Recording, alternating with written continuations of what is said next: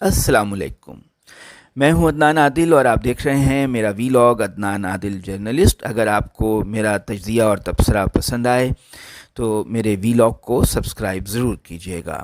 آج ہم ملک کی معیشت کے بارے میں بات چیت کریں گے۔ دیکھیے، پاکستان کی معیشت کے کچھ مثبت اشاریے ہیں اور کچھ منفی۔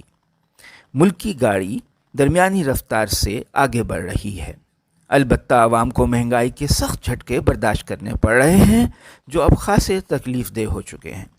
بین الاقوامی ادارے عالمی مالیاتی فنڈ یعنی IMF نے گزشتہ ماہ اعتراف کیا کہ پاکستان کی معاشی ترقی کی شرح اس کے اندازوں سے زیادہ رہی ہے، یعنی IMF کے اندازوں سے۔ اس سال 30 جون کو ختم ہونے والے مالی سال میں پاکستان نے اپنی معیشت کی نمو تقریباً 4% بتائی، 3.9، جبکہ IMF نے 1.5% ترقی کی پیشن گوئی کی تھی۔ ہمارے ملک میں ایسے ماہرین معیشت موجود ہیں جو ہر حکومت سے یہ توقع کرتے ہیں کہ انہیں کسی اعلیٰ عہدے پر تعینات کیا جائے۔ جب حکومت ان ماہرین کی خواہش پوری نہیں کرتی تو یہ معیشت کے منفی پہلوؤں کو اجاگر کرنے لگتے ہیں اور یہ تاثر دیتے ہیں کہ معاشی صورتحال بہت خراب ہے، کشتی ڈوب رہی ہے۔ آج کل بھی کچھ ایسا ہی ہو رہا ہے۔ میڈیا میں معیشت کی یک طرفہ تصویر پیش کرنے والوں کی بہتات ہے۔ کورونا وبا کے دنوں میں دنیا کی اکثر معیشتیں مندی کا شکار ہیں۔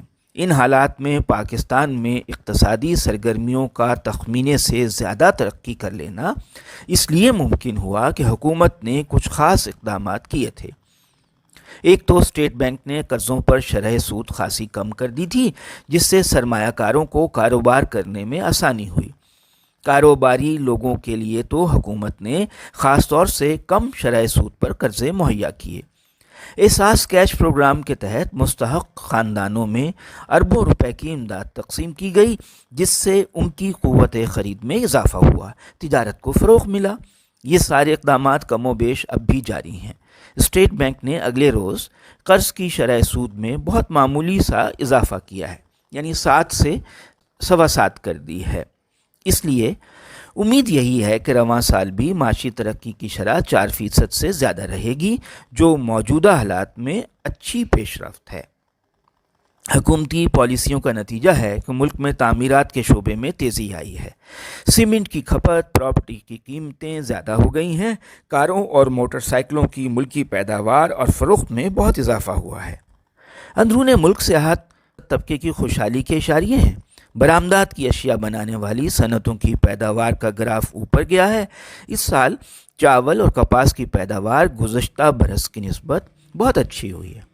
معیشت کا ایک روشن پہلو یہ ہے کہ ملک میں زر مبادلہ کے ذخائر کی صورتحال بہتر ہے۔ اسٹیٹ بینک کے پاس اپنے خزانے میں 20 ارب ڈالر موجود ہیں۔ نجی بینکوں کے ذخائر ملا کر مجموعی رقم تقریباً 28 ارب ڈالر ہو جاتی ہے۔ حکومت نے یورو بانڈز اور روشن ڈیجیٹل اکاؤنٹس کے ذریعے بھی 2.5 ارب ڈالر سے زیادہ جمع کیے ہیں۔ مطلب یہ ہے کہ ملک کے پاس اتنا زر مبادلہ ہے کہ 3 ماہ کی درآمدات کی رقم آسانی سے ادا کی جا سکتی ہے۔ ہماری ایک بڑی خوش نصیبی یہ ہے کہ بیرون ملک محنت کش پاکستانیوں نے کرونا وبا کے دوران میں بھی زیادہ سے زیادہ زر مبادلہ وطن بھیجا۔ گزشتہ مالی سال میں 29.5 ارب ڈالر کی ترسیلات زر ملک میں آئیں۔ در حقیقت پاکستان کی معیشت کی ریڑھ کی ہڈی بیرون ملک سے آنے والا سرمایہ ہے۔ اسی کے نتیجے میں ملک میں ایک بڑا متوسط طبقہ وجود میں آ چکا ہے اور تجارت پھیلی ہے، پراپرٹی کی قیمتوں میں ہوش ربا اضافہ ہوا ہے۔ بعض ماہرین کا خیال ہے کہ کرونا وبا کے باعث ہنڈی کا کاروبار معطل ہو گیا تھا، اس لیے بھی گزشتہ برس ترسیلات زر بڑھ گئی تھیں۔ ہو سکتا ہے اس سال وبا کا زور ٹوٹنے پر ہنڈی دوبارہ شروع ہو جائے تو سرکاری چینل کے ذریعے یعنی بینکوں کے ذریعے آنے والی رقوم میں کچھ کمی ہو جائے۔ تاہم سرکاری تخمینہ یہی ہے کہ بیرون ممالک سے آنے والی رقوم میں کمی نہیں ہوگی بلکہ کچھ اضافہ ہوگا۔ اب معیشت کا دوسرا رخ دیکھیے۔ معاشی ترقی اور ترسیلات زر بڑھنے کا ایک نتیجہ یہ نکلا ہے کہ لوگوں کی آمدن بڑھ گئی ہے۔ ہو سکتا ہے مزدور تنخواہ دار طبقے کی آمدن نہ بڑھی ہو، لیکن زراعت کے شعبے میں گندم اور گنے کی قیمتیں خاصی زیادہ ہو جانے سے کاشتکاروں کی قوت خرید میں اضافہ ہوا ہے۔ جن خاندانوں کے افراد ملک سے باہر ہیں اور غیر ملکی کرنسی میں رقوم بھیج رہے ہیں، ان کی خریداری کی استعداد بھی زیادہ ہو گئی ہے، کیونکہ لوگ زیادہ خریداری کر رہے ہیں، اس لیے اشیاء کی مجموعی طلب کا گراف اوپر چلا گیا ہے۔ مثلاً موبائل فون کی درآمد اور فروخت فراٹے بھر رہی ہے۔ ہم کھانے کا تیل، دالیں اور کچھ حد تک گندم اور چینی بھی بیرون ملک سے منگواتے ہیں۔ نئی صنعتوں کے قیام کے لیے بیرون ممالک سے مشینری منگوائی جا رہی ہے۔ یوں گزشتہ 3 ماہ سے درآمدات کا حجم بہت بڑھ گیا ہے، ساتھ ہی ساتھ تجارتی خسارہ بڑھنے لگا ہے۔ امریکی ڈالر کی طلب آسمان کو چھو رہی ہے۔ افغانستان کی غیر یقینی صورتحال کے باعث بھی پاکستان میں امریکی ڈالر کی مانگ میں اضافہ ہوا ہے، کیونکہ افغان باشندے پاکستانی منڈی سے ڈالر خرید رہے ہیں۔